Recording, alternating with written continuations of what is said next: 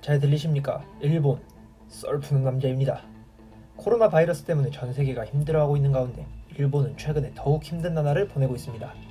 첫 번째로는 신규 확진자 수가 계속 높은 수준을 유지한다는 것이고, 두 번째는 백신 접종이 너무 느리게 진행되고 있다는 것입니다.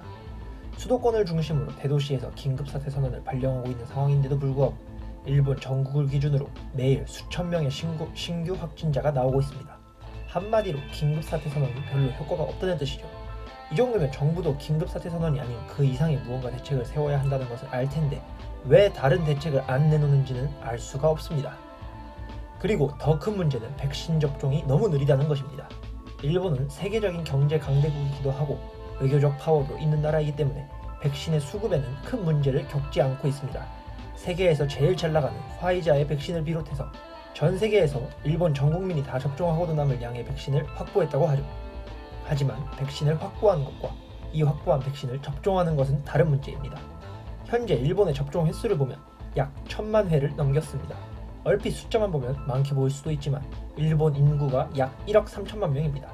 게다가 대부분의 백신은 1회 접종으로 끝나지 않고 2회의 접종이 필요하기 때문에 실제로 2억 6천만 회의 접종 횟수가 필요한 걸 생각하면 접종률은 약 3%에도 미치지 못합니다.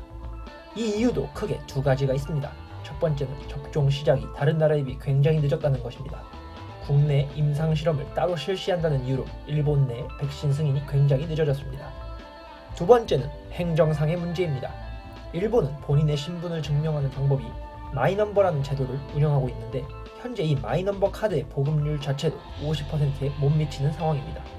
즉 백신 접종을 위해서는 확실한 신분 확인과 언제 어디서 어떤 백신을 맞았는지 정확히 파악이 되어야 하는데 이게 전산으로 디지털화로 빠르게 파악이 안 되다 보니 대상자에게 우편으로 연락을 취하는 방법을 이용한다거나 이뿐만이 아니라 행정상의 이유로 다른 나라에 비해 접종 속도가 굉장히 늦습니다.